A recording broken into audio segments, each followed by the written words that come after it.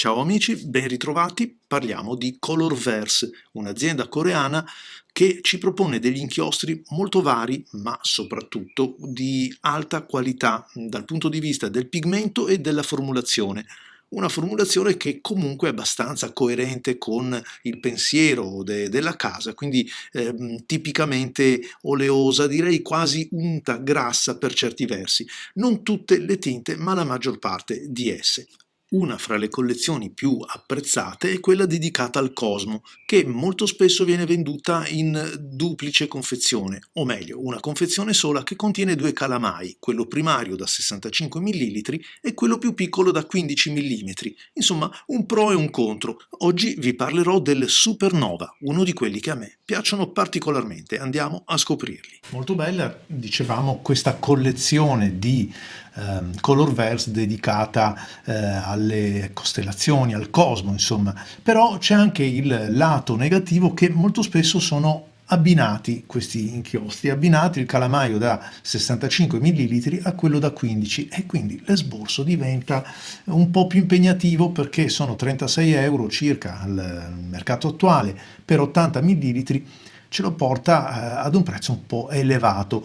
Nello specifico, se acquistassimo un calamaio da 50 ml lo pagheremmo attorno ai 23 euro, quindi nella parte alta della classifica. Ora, resta da stabilire però se questi soldi li vale o meno. Nel caso di Colorverse, sì, ve l'ho già detto altre volte, vi ho presentato altre tinte, quindi senz'altro sono soldi che poi sono ripagati da che cosa? Da una formulazione assolutamente di rilievo e da tinte che sono decisamente interessanti. Una bella tavolozza non banale, sebbene sia molto varia, quindi non è facile trovare tutte le tonalità. Qualcuna è vero che può ricordare, insomma, nei grandi numeri qualche altra tinta, ma molto spesso sono davvero, davvero quasi uniche, si può dire.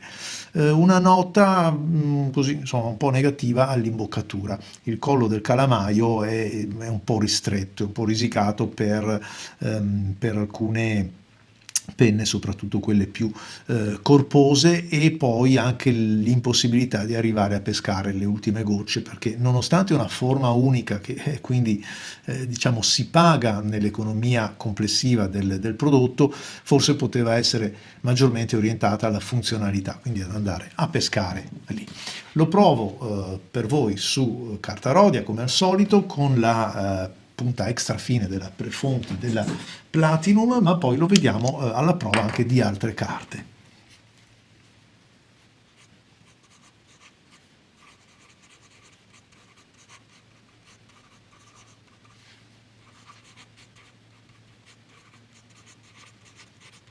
Non c'è niente da dire, è un inchiostro veramente, veramente valido.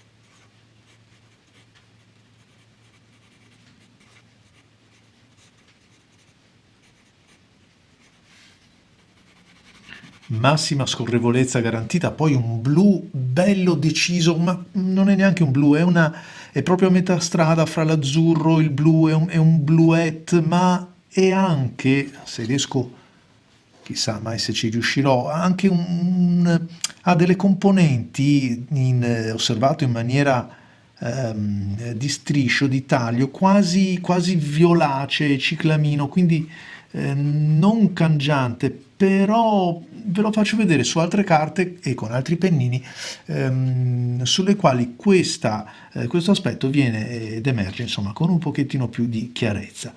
Comunque, veramente sono degli inchiostri costosi, è vero, però almeno ci danno qualcosa indietro.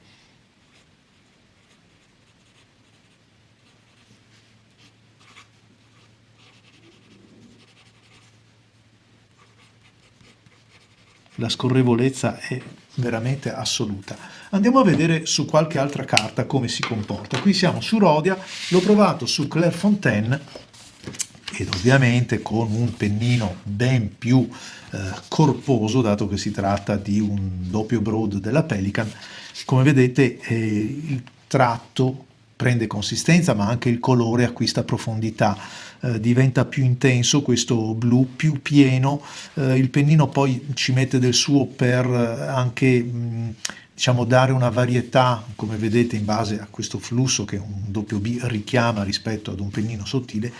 Troviamo molta più invece somiglianza e familiarità con la mia prova che ho fatto adesso in tempo reale con quella del pennino, di un pennino fine come questo che ho usato. In questo caso è vediamo con cosa l'avevo scritto, ah sì, col Soft Extra Fine della Pilot, giusto per dare anche la varietà di un pennino elastico e comunque di un pennino extra fine.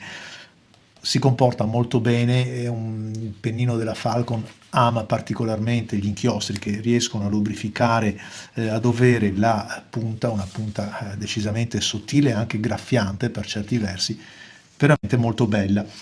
Su altre carte, come per esempio questa Rhodia con la rigatura viola, guardate come richiama quella componente di cui vi dicevo prima, di questo violaceo che è un po' per la rigatura, un po' perché in maniera quasi opalescente si manifesta in alcuni addensamenti. Capacità coprente senza dubbio di spicco, qualsiasi prova è superata, lo si vede anche in corrispondenza di una rigatura abbastanza evidente come questa. Non passa né di qui né di là, pur essendo una di quelle tinte che spesso danno qualche problematicità in più. Invece, a proposito di problematiche, scusate, ma sono a fine giornata e quindi mi sto impaperando, a proposito di problematiche, occhio ai Colorverse, perché nella mia esperienza vanno sciacquati presto dal pennino. Sono inchiostri che hanno una buona formulazione, ricchi di pigmento, con una base oleosa di tutto rispetto, però tendono anche a rimanere ben aggregati ai componenti delle nostre penne stilografiche. A quale inchiostro potrebbe somigliare, quale inchiostro potrebbe richiamare? Allora, il Colorverse io ce l'ho abbastanza vicino, per esempio, al Leonardo, Leonardo Officina Italiana, al suo blu, anche se tanto il Colorverse Supernova quanto il Leonardo esprimono delle tinte abbastanza uniche e ben definite. Trovo che siano degli inchiostri più belli espressi da Leonardo, sono molto simili, c'è un pochettino di differenza, vi dicevo, in questa dominante violacea che emerge, e poi spostandoci però un pochettino, quindi virando verso l'azzurro e togliendo questa dominante di cui vi parlavo, anche il Celtic Sea della Pure Pen si avvicina abbastanza a questo inchiostro, che resta comunque abbastanza unico nel panorama di questo tipo di blu, di questa gamma di blu.